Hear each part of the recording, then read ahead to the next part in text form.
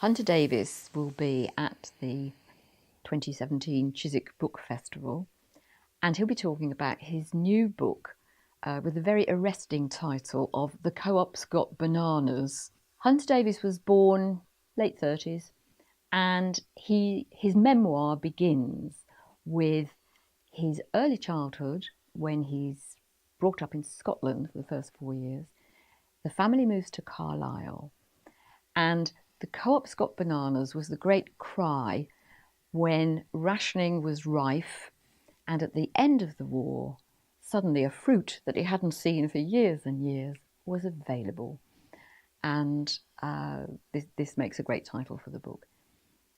Hunter Davies, I'd only really come across as a journalist writing in the Sunday Times. I used to love his articles. They were very, very funny. He had a very northern wit, very grounded in everyday and common sense. And of course, he wrote about the Beatles, which was the other thing that's well known about him.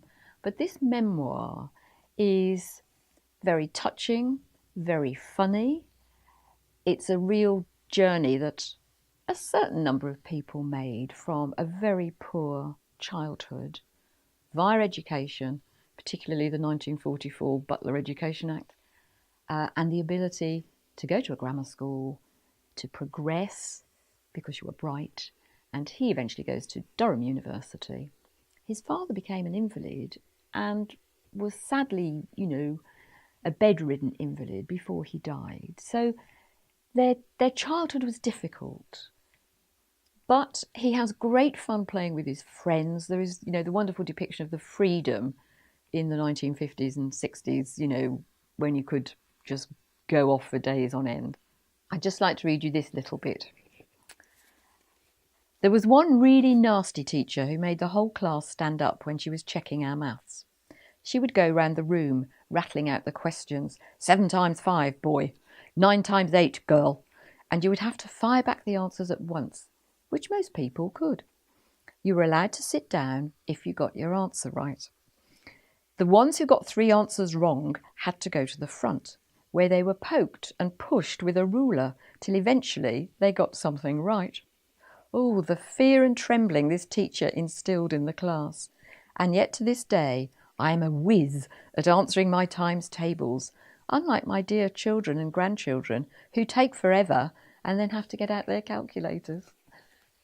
The book really comes alive, I think, when he starts working after university for a local newspaper. And this is obviously the love of his life. He loves the job, he loves writing, he loves meeting people, he loves talking to people.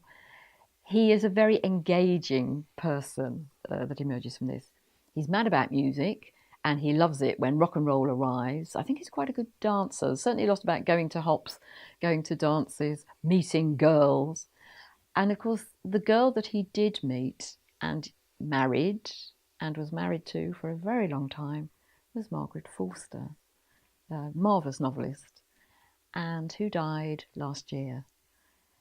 But the fun of his life, the escapades, combined with kind of philosophical debate now and again. Yes, he had this terrific education. He didn't have to pay for it. It set him on a different path, but it came at a cost. Does it alienate you from your family? Do you find that you don't speak your broad Carlisle accent quite as much now? And certainly not when you're down in London. But he loved London and the excitement of London. That's one of the great things about it.